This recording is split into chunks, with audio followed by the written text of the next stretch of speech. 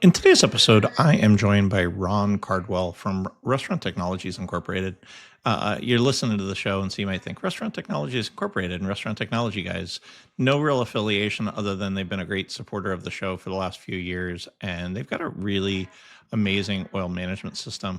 He and I dig into the world of oil and why oil is so critical to delivering the best guest experience, how technology plays a part in it, how you can continue to buy great products to deliver the guest experience. If you don't know me, my name is Jeremy Julian. I'm the Chief Revenue Officer for CBS North Star. We sell the North Star point of sale solution to multi-units. Check us out at cbsnorthstar.com. And now on to our show. Welcome back to the Restaurant Technology Guys podcast. I thank everyone out there for joining us. As I say each and every time, I know you guys have got lots of choices, so thanks for hanging out.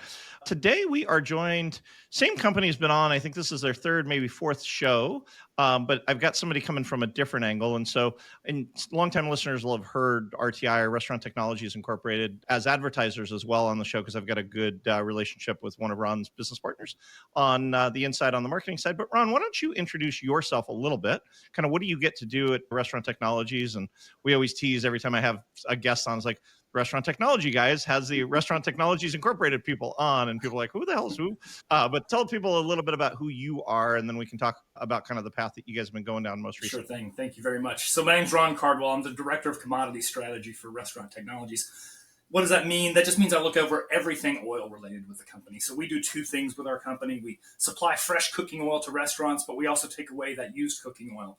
So I just look over the risk strategies of both of our used cooking oil and how it makes it to the renewable fuel sector, and then also helping do some advising on the fresh oil side.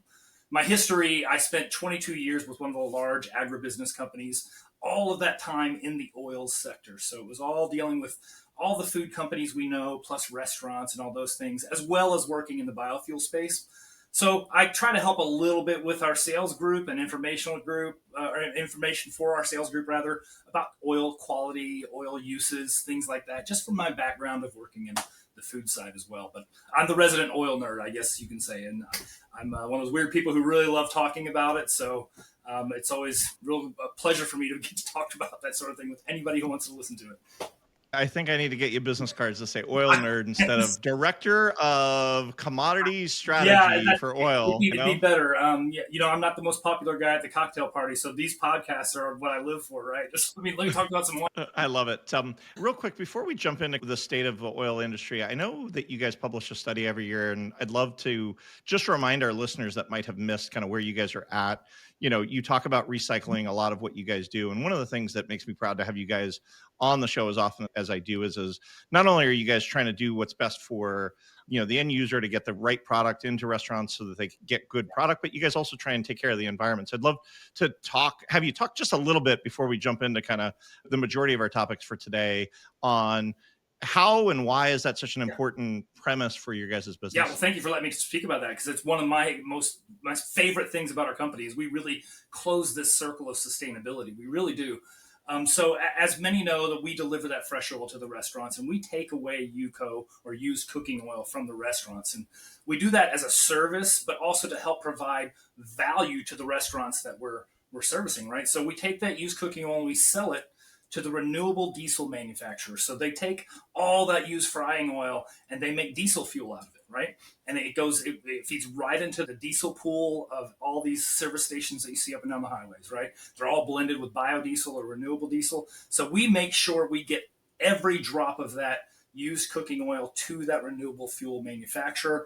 And last year, I don't know the exact number, just shy of 400 million pounds of used cooking oil we put into the renewable fuel sector, and we'll continue to grow every year with it.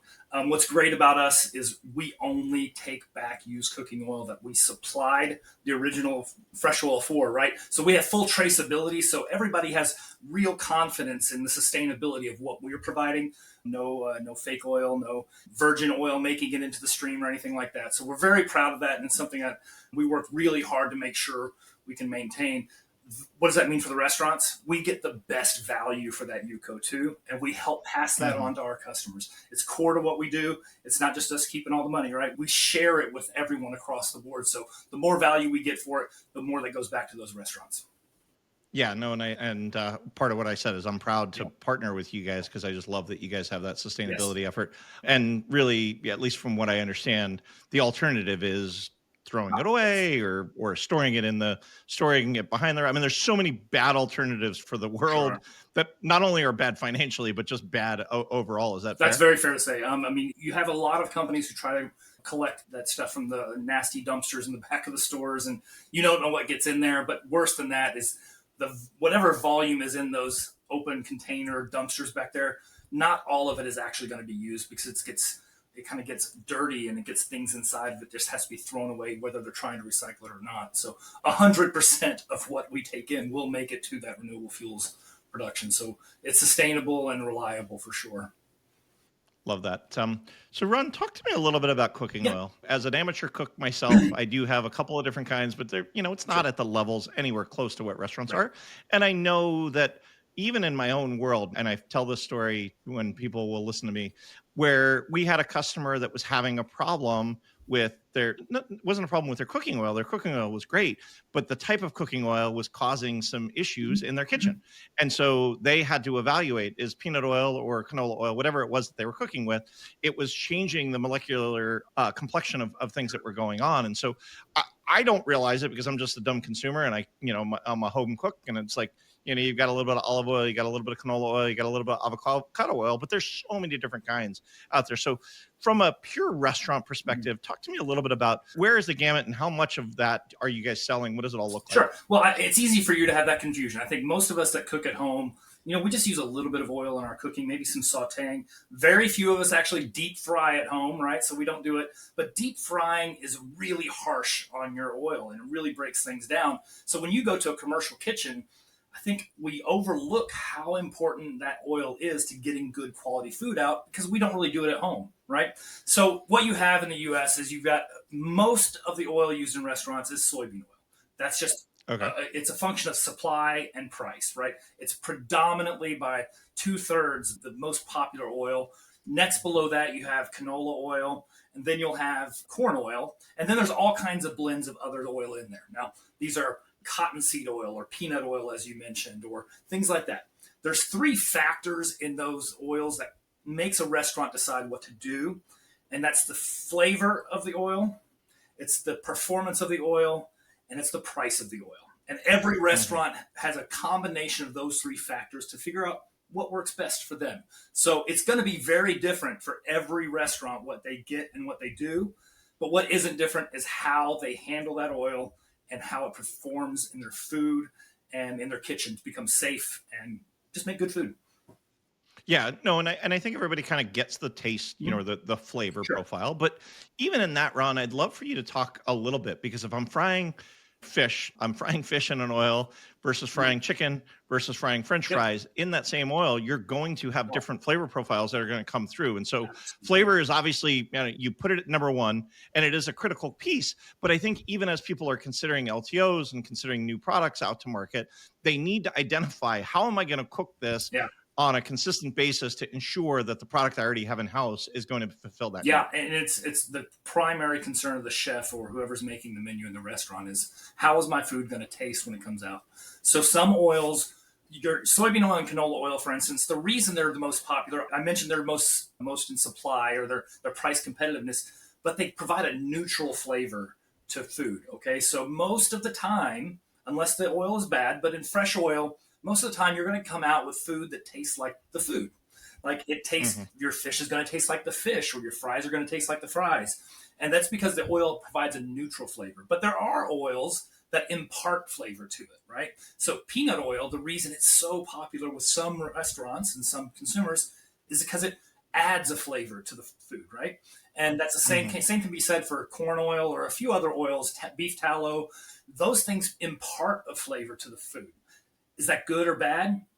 Ask the chef. That's what matters. Is that flavor what you're going for? Is it adding to your food, or is it something that you want to stay away from? And so that's kind of the first flavor question to ask: is do you want to taste just the food, or do you want to add flavor to the food through the oil? Yeah. Well, and I think across the board, I also think, we'll talk about performance here in a second, and then we'll get to price because those were your second and third pillars. But even from a longevity Mhm. perspective, peanut oil is great if you guys maintain Right. it well. And I know that's part of what you guys do. And I think across the board, all of the oils that you talk about, the chef is going to taste it when the oil is brand Right. new, Yep. fresh. The fryer's brand new and fresh. They're going to test it in the test kitchen, not after 50,000 Yeah. batches of chicken tenders have fried in that. So I think that also is a key component to ensure not only that you've got the right product in there, but that it stands up over That's time. right. One of the things I probably get the most flack for when we talk about these oils things, one of my answers is always it depends, right? Because a Yes. lot of people ask me, what's the best for this or how do you do this? And I always say it depends. One thing that does not depend on anything is how you handle your oil. That is a constant. You always want to make sure it is filtered, and you always want to make sure it's at the right temperature, and you want to make sure it's changed at the right time. It doesn't matter what oil you're using, those three things have to matter. So, why do they matter? All right, let's talk about filtering for a second. When you put food in oil, if anything falls off that food, whether it's thick battered or crumbs from the food or anything like that, it falls into that oil. Well, when you pull the food out, all those crumbs are still in there and they're still in there Mhm. frying away. And as they fry away, they create volatile compounds in that oil that make it degrade faster and faster. And it's kind of an exponential degradation, right? It's not just straight line. It kind of goes really curves up. As the longer it's in there, the faster that oil degrades. So you want to take out those crumbs and those filter those particles out of the oil to stop the degradation, right? So that's the first thing. The second thing is going to be making sure it's at the right temperature.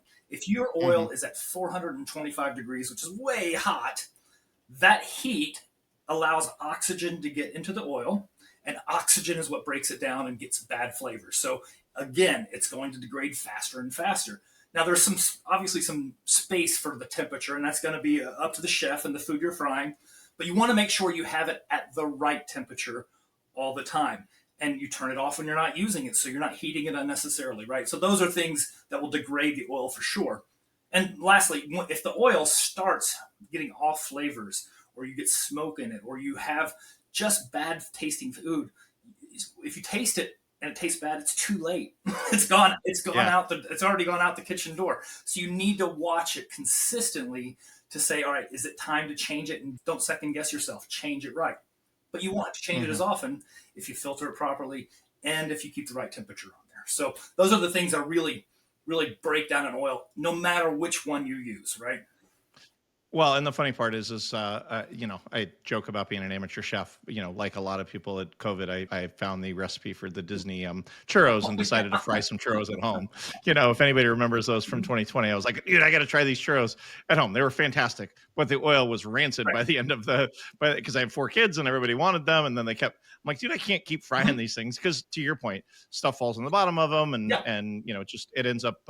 That ends up being something. And I think all too few people, if they don't have a good oil management system, which again, I know that that's what you guys do, end up knowing that this is, you got to Yeah. change it this often, and you got to filter it this way. So, and again, even on that, I think you guys even have a real time For sure. filtering process that's not just, let me scoop the little Yeah. bits out of the bottom of that. And so I'll let you sell a little bit on your guys' real time filtering tool that you guys do sell to Yeah, restaurants. we call it total oil management system. So it's not just about delivering oil when you need it and taking away the used cooking oil. It's really about how you handle that oil while it's in the fryer. We want you to use that oil as long as you can and turn out the best food you can. So we have a filtering process, and we actually teach the restaurant staff when we do an installation. We tell them how to use that filtering process, how often to filter, and what to watch for. But yeah, it's built in, and you put it through a screen and you filter it properly. You can reuse that oil a couple of times depending on what you're doing. But we educate definitely the restaurant staff on how to do that. It just lengthens the time that you can use that oil.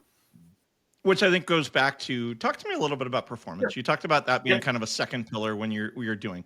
What does that even mean? Okay. And again, I think there's the quality of it. And again, going back to my home cook days, like, oh, I go buy the more expensive one. In theory, I would hope that it's going to taste Yeah. better and it's going to last longer, but maybe not. I'd love to have you speak to kind of what does even performance Yeah, mean? I think performances might be the one quality that's asked about most when we talk to our restaurants. It's really how long does that oil hold up? In other words, how often am I going to have to change it? Because that leads to higher cost, right? If you're using more oil than you have to, it's more expensive. It doesn't matter what your per unit cost is. So performance is going to come by, here's where it gets to me. It depends on what you're cooking, right? So you can have a fryer that's going to cook French fries, non-battered, normal French fries. You can have another fryer with the same oil, the same temperature that's cooking breaded chicken, right? And those two oils will break down at different rates. And it really has to do with what you're cooking in there. Moisture content, things like batter, as I mentioned, those sort of things. So you want an oil that's going to perform for what you're going to be cooking in. Now, some restaurants have a wide variety of things that go in the fryers. Some separate their fryers based upon what's going in, right? For different reasons. But you want to know what is going in that fryer and what kind of performance can you expect to get out of the oil in there. So that's the reason performance matters. So now what leads to better performance? It has to do with the stability of the oil. And when I say stability, I mean, how does it hold up under those hot conditions of a fryer? Things like soybean oil and canola oil are great all-purpose oils. They really are. But they don't hold up against something like a solid fat tallow, right? The thing that's a big solid block that goes in there. So why don't they hold up as well? Well, soybean and canola have a lot of unsaturated fats. And unsaturated fats, if I don't want to get into a food chemistry course here, but essentially they have no double bonds in their molecular structure. And without those double bonds, they break away and they become free fatty acids. It just happens a lot faster when you have unsaturated fats versus a saturated fat like tallow or something else that has high saturates. Those take a lot longer. They're full of saturates, so they take a lot longer to break down, so they'll last longer in a fryer. But that doesn't mean it's better. It just means it's going to last longer under certain circumstances. So there's a whole range in between there. Peanut oil has higher saturated fats. Typically, your price for performance, I'm guessing, there, which kind of goes into your third pillar, which is depending upon both the flavor profile, which is kind of where you started, the performance of the oil, and then price, because beef tallow is amazing. If there's a local barbecue place, I live in Texas, there's a local barbecue place that just moved away from all of the regular oils, all of the seed oils to cook with, and they went with beef tallow. They cook a lot of brisket, but at the same time, I know in talking to the owner, it's more expensive to put that oil in. It might last longer. And for the 4 items that he fries every day, probably not a big deal for him for his single unit. But when I'm getting into a Raising Cane's where they got 800 stores all frying chicken, it's almost impossible to get to that level. Is that kind of what you're seeing? Yeah, that's for sure what we're seeing. I think when you go into that price side, I think we all know the whole economic formula of supply and demand, right? The soybean oil, canola oil, they're in greater supply, so their price is much lower.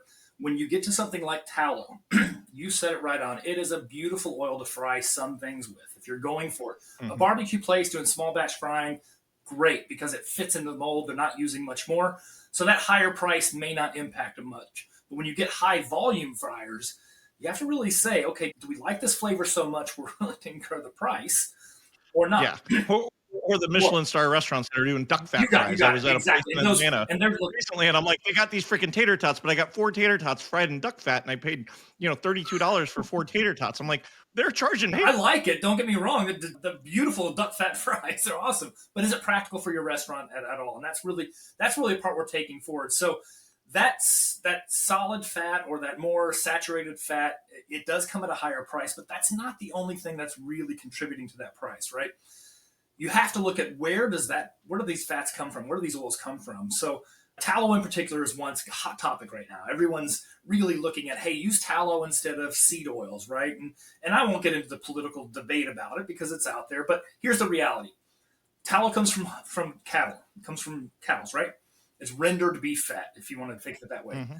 One thing that is absolutely certain is beef are not raised or slaughtered for the fat, right? So they're only going to be slaughtered for the meat. And the fat that's left over, that goes into tallow. So there's just a finite amount of beef tallow in the world that can be used. And in the U.S. in particular, even when you look at what we import, it really is like 1/10 of the volume of soybean oil that's out there, right? So you have to get to this practical side of, could a large-scale restaurants, could they switch over to a tallow? Probably if they worked really hard and were the first ones to get to it. But the price is going to go. But the supply and demand is Supply and gonna demand is gonna cause some problems, and they're It gonna, sure is. And yeah, it's important to also realize I mentioned there's a finite supply. It is not uncommon for specialty fat like tallow to not be available because yeah, the supplies have run out for now, and you're going to be a week or 3 weeks out from getting resupplied. Those sort of things do happen. So we see it in the peanut oil side as well. It's not just relegated to beef fat. There are one or two really large buyers of peanut oil in the U.S. They get it yeah. first. I'm assuming Five Guys is on that list. That's one of the two. Yeah, I was saying, I'm like, oh yeah, because every time I don't have anybody that has peanut allergies, but when you Yep. walk in, it's like, dude, you got peanuts here. If you've got peanut allergies, get the heck Not out, right? no doubt. And there's another really good chicken place that does it as well too, right? So Yep. these large places they really get first dibs from the peanut oil suppliers. After that, good luck. You may not get peanut oil, right? Because peanut oil has a finite amount of supply. So there's all these realms within these cooking oils that make the price really either expensive or volatile. And it could be supply, it could be decent supply and still be very expensive. But those are all those decisions that have to go into making what do you want to use for your restaurant? Because probably the most important thing is consistency for your restaurant, right? Yeah, especially as you get to multi-units, and you again, going to beef tallow is great if you're small batch, you're this barbecue place, but as you get to macro level, number one, and number two is it's inconsistent because it's a organic. I mean, it's a cow. Yeah. You have no idea what the cattle ate to be able to get that. Whereas in soybean and some of those kind of things, it's a little bit more. Yeah, there's definitely truth to that. I think the tallow industry is really good at homogenizing those and getting them processed into a uniform product. But what you don't know is the consistency of supply. Is it really can run out, and you don't want to have to switch to a different oil because it's not available, and you certainly don't want to just not offer food. Yeah. Well, and obviously you can't go market all. Hey, I'm doing all beef tallow, and then 3 weeks from now not be able to do it. You got it. It'll kill you. Absolutely. Ron, I'm going to flip the script a little bit. Let's talk about what are some ways that you guys help educate your users of the product to be able to. Not only, we talked a lot about kind of the filtering and you guys helping with that, but what are some other ways that you see that restaurants out there that are listening can maximize their oil spend in ways that maybe they hadn't thought about? You talked about filtering, you talked about, you kind of threw in a single line about potentially not having the fryers turned on when they're not in use, but I'd love to have you kind of talk through some tips and tricks that you've seen people do to get the best quality and the longest lifespan out of the product that they're buying. Yeah, I think one thing that's really overlooked a lot, and I just say this in general, oil in general can be overlooked a lot by a lot of restaurants. I think there's several suppliers out there, food service suppliers, who use oil as kind of their loss leader, if you will. They'll sell you the cheapest oil they have because they really want you to buy their garlic and their spices and things that have really high margins on them, right? So it's easy for the restaurant to think it's not an important thing. I use a lot of it. I just need the cheapest thing out there. That's one thing that you can fall into. Now, I say that price matters on performance, but you can still get a readily available oil in plenty supply that is not that much more expensive than the cheap oil, and it'll end up lasting you longer. Excuse me. It'll end up lasting you longer. So don't overlook the fact that an oil may be slightly more expensive and can be drastically better as far as performance. It's easy to fall into hey, it's just oil. Let's just buy the cheapest thing there is and get in there, right? Now, at Restaurant Technologies, we are 100% oil agnostic. If you have an oil you want to use, we'll try to get it to you. We want to just make sure you're using the right thing for you that saves you money, right? So we don't really care the oil, except that it's right for the restaurant because we want you to have good performance and to stay in business. So overlooking things like just a cheap oil supply, ready oil supply, those things are there. When you get into performance, don't take for granted the person who is in charge of that oil, who is in charge of those fryers. We all know it's large quick service restaurants. You have young kids, 16, 17 years old. They're not managing that oil properly, probably. And you're leaving that performance of your food into the hands of someone who is just not trained properly or inexperienced or just young or just doesn't care. So I say the kitchen manager really needs to take hold of the oil that's going in there. The only way you're going to make it to where you never think about oil is if you think about it first. Put the right processes in place and say, okay, as long as these are in place, we never have to worry about it. And that's when you'll get it. Otherwise, you'll overlook the quality so quickly. So I just can't state enough how much we have brilliant salespeople and really good support that we really try to work with these kitchens. And so they don't have to think about this in the future. And probably the number one thing is let's make sure you do it right up front and then Yeah. and train your people to look at it. Then you'll never have to do it again. We can always talk about different oils. We can always get the one you want. But as I said in the beginning, whichever one you're using, treat it properly, handle it properly, and it will last you longer. And Well, and what's the end result of buying cheap? I yeah, mean, because at the end of the day, you talked about it turning yeah, faster, and ultimately yeah, that impacts the guest experience. It impacts the product, yeah. right? I think the easy one is you're going to go through the oil faster, which obviously costs more. I think the one that's hard to put a cost on is those customers who get bad food from it. Are they ever going to come back? Hmm. Are they going to look at your maybe the first time in the restaurant and they're thinking all your food tastes that way? And one of the worst ones is when all the food tastes the same.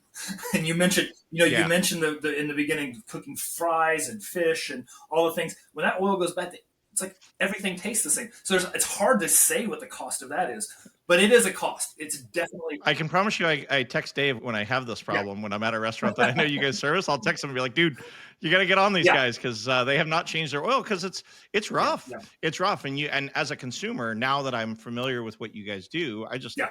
I had no idea that there was such a not just an industry around it, but really a right way to do it and a wrong way to do it. Yeah. And I know even for myself, when I worked in restaurants as a kid, I was one of those 16, Yeah, 17-year-old kids.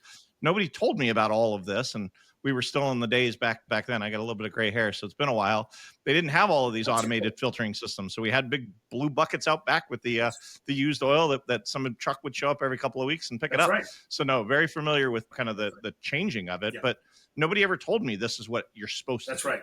And one of the items I'd be remiss to not address is just sheer safety. Now the one spot in the kitchen that creates the most injuries is the changing of the oil in a fryer. You either get spills and burns or slips and falls. It's the most dangerous job in the restaurant.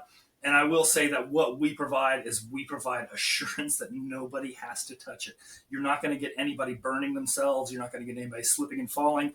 And that sort of savings actually shows in insurance rates for restaurants. Yeah. We've worked closely with insurance companies where your actual insurance prices can go down because we've eliminated the safety hazard. But forget about the insurance. You have somebody who's going to go home safe tonight and they're not going to be missing Hmm. work. Their family won't be worried about getting better.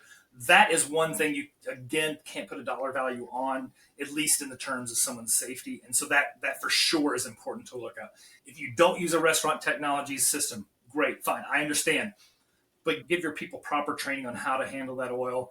Give them something where they can safely transport it to wherever it is, because slip and falls and burns are so dangerous. It really does matter.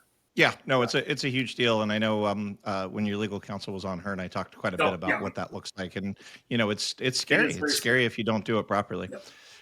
Kind of continuing down that path now. Yes, we'd love for them to look at Restaurant Technologies Incorporated, but what are some things that if you were sitting there and you're now a restaurant owner and you're like, hey, I haven't looked at Mhm. this. You've opened my eyes, and now I need to go look at what are some things that they need to consider when they're looking at an oil supplier and the ways that they can make their oil delivery and removal. You guys have competitors out Yeah. there. There's obviously, you guys don't own the entire industry. You guys own a Sure. lot of it, but Mhm. what are some things that they should be looking at as they're going out to find suppliers for this product to ensure that they get the best product to their guests and have the best monetary return on it? Yeah, I think if you're going to looking for just any general oil supplier, you want to make sure that how often are they going to be able to deliver to you, right?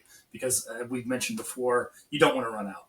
Mhm. There's lots of parts of the country where there's a lot of seasonality to the restaurant business, right? And you don't really know Yes. when it's going to pick up sometimes. So you want to make sure whoever you're getting the supply from, if you call them today, can they get you the oil tomorrow because you're instead of 2 days from now, because now you're suddenly you've got a weekend rush that you weren't expecting, or the weather came out way clearer at the lake this week than we ever expected. So we're running low. So make sure you have that good sustainability of supply line coming into you of the oil you want, not just any oil they can get you, right? So I would really pay attention to that. I'd talk to that supplier about pricing. They may be cheap right now, but are they going to be cheap? Are they going to have a consistent pricing structure? 6 months, a year down the line? Are they just trying to get low prices to get you in the door? Are they doing this, as I mentioned before, as a loss leader? You want to, Yeah, is it a broadliner that's, that doesn't specialize in oil you and they got it. just throw it on the back of the truck and it's Yeah, coming along with your lettuce and tomatoes and pickles and that's onions? right. And to where if you were to change the supplier of those other things, is it going to affect your oil supply? I always like to say if somebody's giving you oil less than market value, that means they're charging more than market value on something else, right? Right. Yeah. But make sure that supply line is really well open. On the backside, the used cooking oil side, don't overlook it. I think it's a nasty thing in the back of the restaurant for these dumpsters where you're putting things in, and sometimes you just forget about it, and you hope that Hmm. somebody's coming by to pick it up because I don't know. I don't really pay attention to it. Most of them will say, and you don't want to be at the point where you have to call them to come get it. But secondarily, there's value in that used cooking oil in the back of the restaurant. We've all heard the stories of the cooking oil pirates that come through and essentially suck out that used cooking oil so they can sell it somewhere. Well, that's revenue at the bottom line for the restaurant owner too. So talk to your UCO or supplier, not supplier, your UCO pickup service, and make sure they can secure that for it. Find out how often they'll come by if you have to call them. Which leads me and probably to another thing is, are you okay with handling the ordering and the disposal? Is it in your bandwidth to go ahead and do that? Because you're going to have to pay attention to it on a regular basis. Another restaurant technology shameless plug. You'll never have to pay attention to it. For us, we set it up. You'll never have to worry about ordering again. But if it isn't us, make sure you don't forget about those things because, as I mentioned, sometimes we just don't pay attention to the fryer side, and it becomes a Hmm. last minute thing. So just keep it in your bandwidth. Well, and I think everybody gets all excited about it when they're open in a restaurant, but they don't look at the maintenance of that long term, and then they bites them in the butt because it's 30 days from now they got a problem and they got to Oh figure yeah, out how to solve it. So yeah, setting it up right in the beginning is a huge yeah, piece yeah. I think it falls. to really making your life. You didn't open a restaurant to go manage No, well. no, no, no. You opened up a restaurant to serve food and to take care of people and all Yeah, of that. and I So think it falls. It um, falls a lot. A lot of times you see it falling in line with cleaning procedures, right?